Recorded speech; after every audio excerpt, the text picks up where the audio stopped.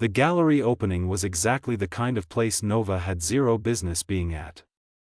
Everything was too white, too quiet, too expensive. Abstract paintings that looked like someone sneezed on a canvas and called it trauma. Champagne flutes so thin you were scared to breathe near them. A jazz duo in the corner playing something that made the whole room feel like a dental waiting room for rich people. Nova was wearing a honey-brown corduroy jacket over a cropped black graphic tee that said, "Not Your Muse," in faded block letters.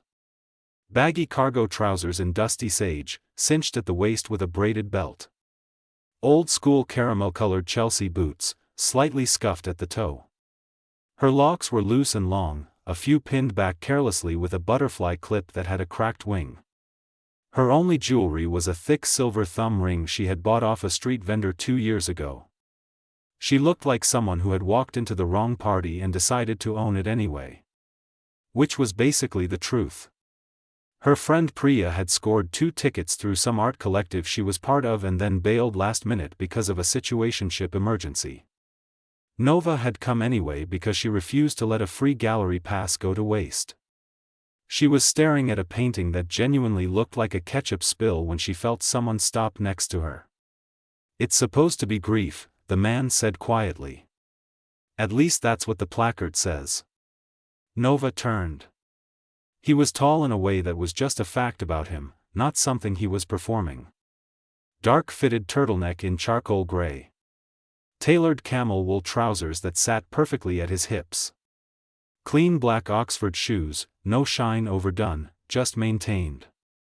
A single thin watch on his left wrist, analog face, dark strap. No rings. No chains. He looked like money that had stopped trying to announce itself. His jaw was relaxed. His eyes were doing something careful, like he was actually curious about her answer. "Grief doesn't look like that," Nova said. "No? Grief is messier. And it doesn't stay in the frame." He was quiet for a second. Then, "That's the most honest thing anyone has said in this building tonight." "I'm Nova. Khalil." She shook his hand. His grip was firm but not performative. They both turned back to the painting. "You know the artist?" she asked. "I funded the show," he said. No flex in his voice. Just information. Nova looked at him sideways. "And you still think the painting is grief?" "I think," he said slowly, "that I've been paying for things I don't fully understand for a long time." Something about the way he said it made her chest feel strange. Like he wasn't talking about the painting at all. Before she could respond, his phone buzzed. He glanced at it, then back at her, and something shifted in his expression. Not coldness. More like a door closing gently. "I have to handle something," he said. "But I'd like to finish this conversation." He handed her a card. Thick matte paper. Just a name and a number. Nothing else. Nova looked at it. Then at him. "I don't usually call strangers," she said. "I know," he said. Like somehow, impossibly, he already did. He walked away. Nova stood there holding the card, heart doing something she had not given it permission to do, staring at a painting about grief while standing in the middle of something that felt like its opposite. She called him 3 days later. Not because she was interested. She told herself that very firmly. She called because she was doing a mural commission 2 blocks from the address on his card and it felt like the universe being annoying. Khalil answered on the second ring. They met at a low-key coffee place in the arts district. Not a trendy one. A real one, with mismatched chairs and a wall of local Polaroids and a barista who looked like he had opinions about font choices.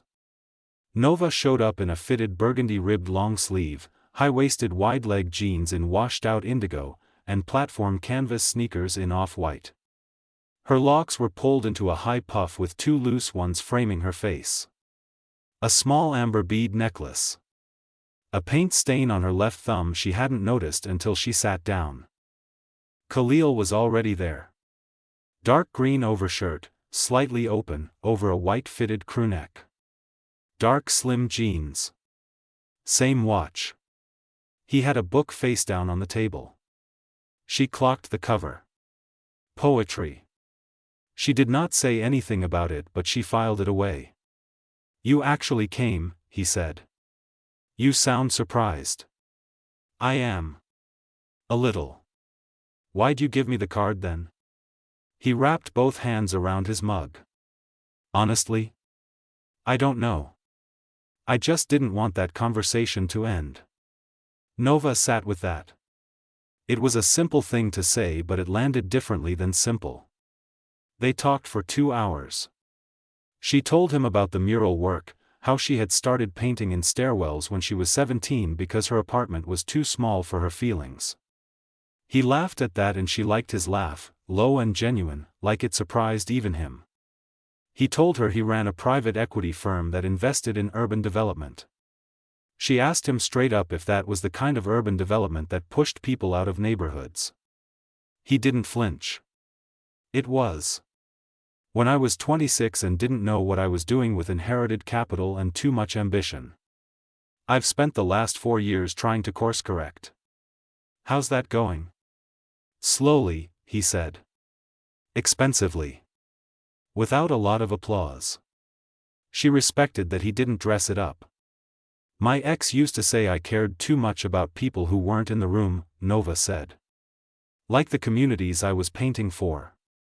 He thought it was a savior complex. Was it? No. It was just love. Some people can't tell the difference. Khalil looked at her like she'd said something in a language he'd been trying to learn for years. "What happened with him?" he asked.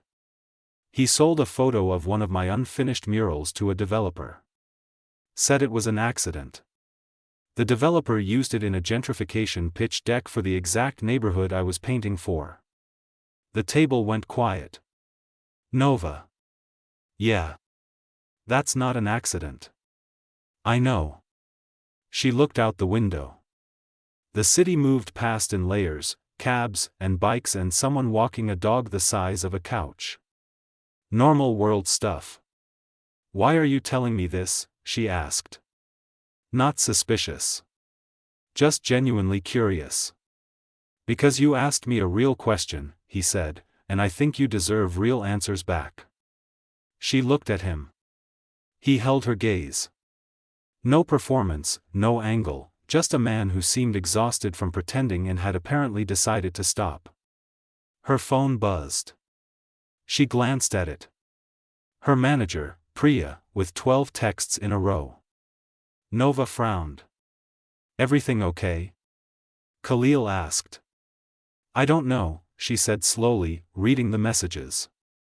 "Priya's saying the commission I'm doing fell through. Client backed out." "Which commission?" "The Delray District mural. 12 weeks of work. I was supposed to start the scaffolding next Monday." Khalil went very still. Something moved behind his eyes. Quick, careful, like he was doing math she couldn't see. "What was the client's name?" he asked. Nova looked up from her phone. "A development company. Harmon Group." She paused. "Why do you look like that?" "Like what?" "Like you already knew." He opened his mouth. Closed it. And that was the moment Nova felt the ground shift under her chair. Khalil. He didn't look away. That was the first thing she noticed.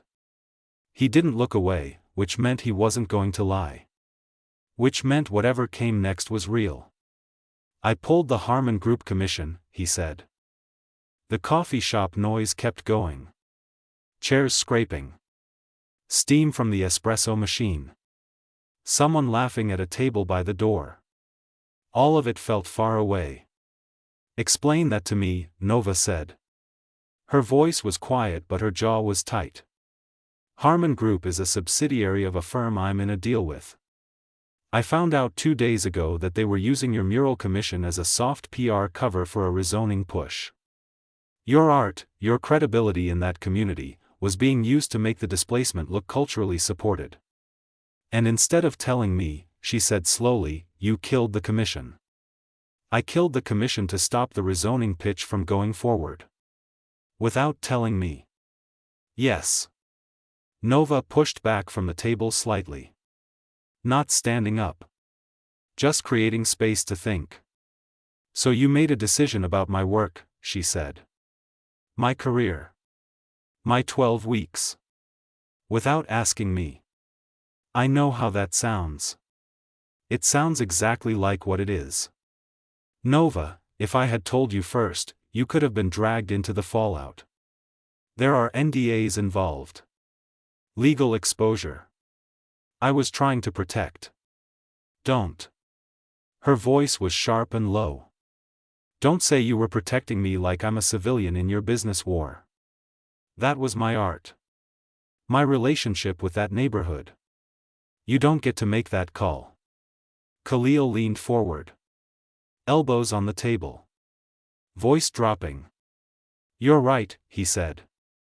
I made a unilateral decision and I used power you didn't know I had and I did not consult you and you are completely right to be angry. She stared at him. Most people, when cornered, deflect. He just stood in it. Then why? She said. If you knew it was wrong. Because I've watched 3 other communities get swallowed by deals like this in the past 2 years. And for the first time I actually had enough leverage to stop one. And I panicked and moved fast and I didn't stop to think about what it would cost you specifically. Nova looked down at her coffee. Cold now. I needed that money, she said quietly. That commission was covering 6 months of studio rent. I know. I want to fix that. Her head snapped up. Absolutely not. Nova. You don't get to blow up my livelihood and then throw money at it and call it even. That's not how this works. That's not what I'm offering. He pulled out his phone, turned it toward her. A document. An actual community arts fund, established, board verified, non-profit structure. This is something I've been building for 8 months. It's not connected to any of my private deals. It funds muralists and community artists directly. No corporate strings. I've been waiting to launch it until the legal structure was clean. She read it. She was thorough about it. He let her be. When she looked up, her expression had shifted but not softened. It was something more complicated than that. You built this before you ever met me, she said. Yes. This isn't about me. No. But I'd like you to be the first artist it officially supports. On the record. With a real contract that protects you. Why me? He looked at her steadily. Because you said grief doesn't stay in the frame. And I think that's what good art does. And I think that's what this city needs more of. Nova was quiet for a long moment. I'm not forgiving you today, she said finally. I'm not asking you to. And I'm not your project. I know. She picked up the document again. Read a second page she hadn't gotten to yet. You put your own name on the liability clause, she said slowly. If the fund ever gets weaponized for development PR, you're personally held liable. Yes. That's a lot of personal risk. Yes. She set the paper down. Looked at him for a long moment. I'll think about it, she said. She stood, picked up her jacket and her bag, and walked out. She was halfway down the block when she realized she had left her silver thumb ring on the table. She did not go back for it. Not yet. 3 weeks passed. Nova painted. She always painted when things got tangled inside her. She took on 2 smaller commissions in the Del Rey district anyway, unfunded, just her and her scaffolding and her spray cans and the neighbors who brought her tea in paper cups and asked what the colors meant. She thought about Khalil more than she wanted to admit. Not in a soft way. In the way you think about an equation that doesn't fully resolve. He hadn't called. He hadn't texted. He had left her thumb ring with the coffee shop barista in a small brown envelope with just her name on the front. No note. She was on her scaffolding on a Thursday afternoon, 20 feet up, when she heard a commotion below. She looked down. TV vans. 2 of them. And a cluster of people she didn't recognize, plus someone she did. Donovan, her ex. The one who had sold her mural to the developer. He was standing with a woman in a blazer who had a microphone, talking with the kind of fluency that meant he had been briefed. Nova climbed down. She caught a fragment as she got closer. Donovan was saying something about predatory arts funding, something about Khalil's community fund being a front for land acquisition, something about an unnamed artist being manipulated. She knew she was the unnamed artist. She pulled out her phone and called Khalil. He answered in one ring. "I see it," he said before she could speak. "It went public 20 minutes ago. Is any of it true?" "No. It's a hit piece orchestrated by Harmon Group. They want to discredit the fund before the rezoning vote next week. Donovan is their source." "Donovan," she repeated. "He's been on their payroll for 4 months, Nova. Including when you were still together. The photo he sold of your mural was deliberate. You were being positioned even then." Her hand tightened on the phone. "Tell me what you need," she said. Brief pause. "What?" "To stop this. To protect the fund." "What do you need?" "Nova, you don't have to." "Khalil." Her voice was even. Completely clear. "What do you need?" He was quiet for a moment. "Then, the rezoning vote is Tuesday. If we can get testimony from a community voice, someone with credibility in the Delray district, someone who can speak to the fund's actual impact, the board might vote against Harmon. But it has to be someone they can't dismiss. Someone with standing." "I have standing," she said. "It would put you in Donovan's direct line of fire. He'll make it about you personally. He already started. Let him." "Nova, this isn't your fight." "Yes it is," she said. "You pulled that commission to protect a neighborhood I love. You built a fund to protect artists like me. And my ex, who I trusted, was a plant the whole time. This is all my fight. Don't minimize it." Silence. Then, very quietly, "You left your ring with the barista." "I know. I kept the envelope." Something in her chest went warm and then immediately complicated. "I'll be at the vote Tuesday," she said. "Send me whatever I need to review before then." She hung up. She climbed back up the scaffold. She picked up her spray can. She painted until the light was completely gone and the only thing visible in the dark was the colors she had left on the wall. When she climbed down, there was a text from Khalil. Just one line. It said, "I'm going to tell them the fund was built because of you. Not for you. Because of you. Because you said grief doesn't stay in the frame and I needed to hear that." Nova stared at the message for a long time. She typed back, "Then say that. Say all of it. Don't clean it up." His reply came fast.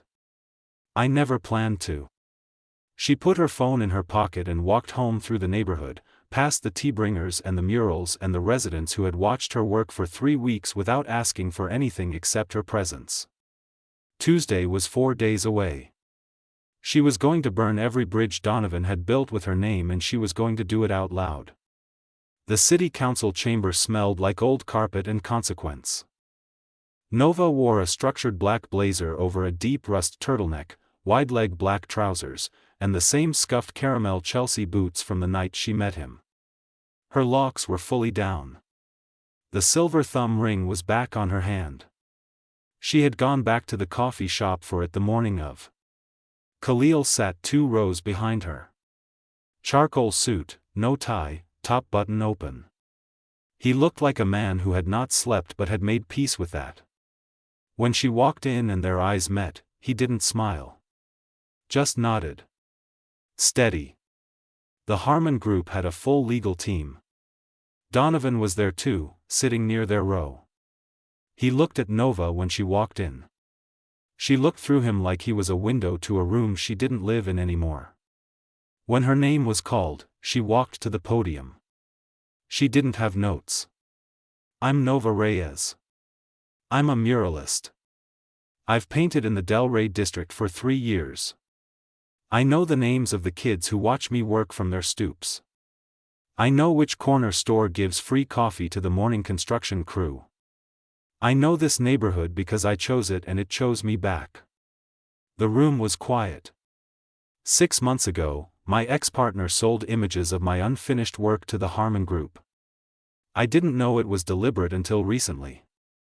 My art, my name, my relationship with this community was being used as cultural packaging for a displacement deal I knew nothing about. She could feel Donovan tense from across the room. The Community Arts Fund being attacked in the press this week is real. I've reviewed every document. I've spoken to the legal team. It has no structural ties to any development deal. What it does have is a liability clause that puts one man's personal finances on the line if it ever gets weaponized. That man is in this room. He made a bad call that hurt me professionally and he owned it without deflecting, and then he built something real to try to make it matter less. She paused. I don't know what love looks like yet. Between us. Maybe nothing. Maybe something. But I know what integrity looks like. And I know what it looks like when someone uses power to protect people instead of accumulate more power.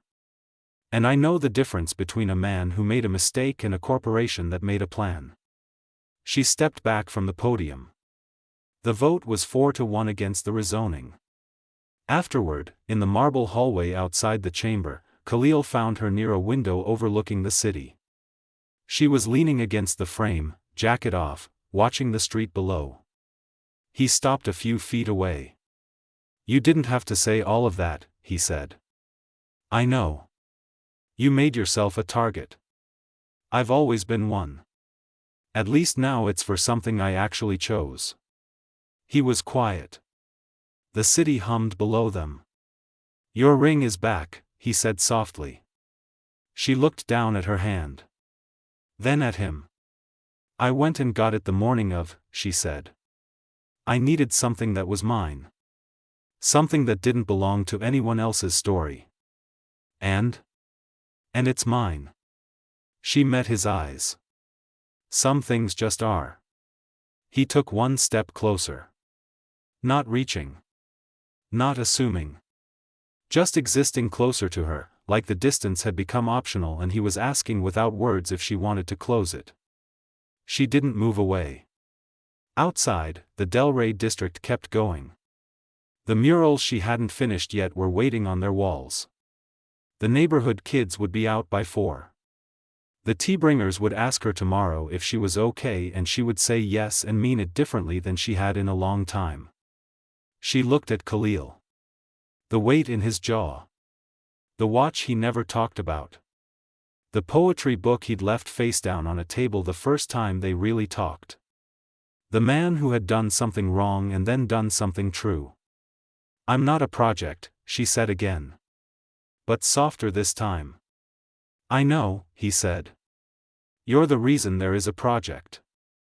She breathed out slowly. Coffee tomorrow? She asked. He smiled. Real and quiet. The same way he had smiled the first night. Same place? Same place. She picked up her jacket off the windowsill, slung it over her shoulder, and walked down the hall toward the exit. He fell into step beside her. Not behind. Not ahead. Beside. And the city outside did what cities do. It kept moving. It kept changing. And somewhere on a wall in the Delray district, half-finished and already beautiful, grief was refusing to stay in the frame. The end.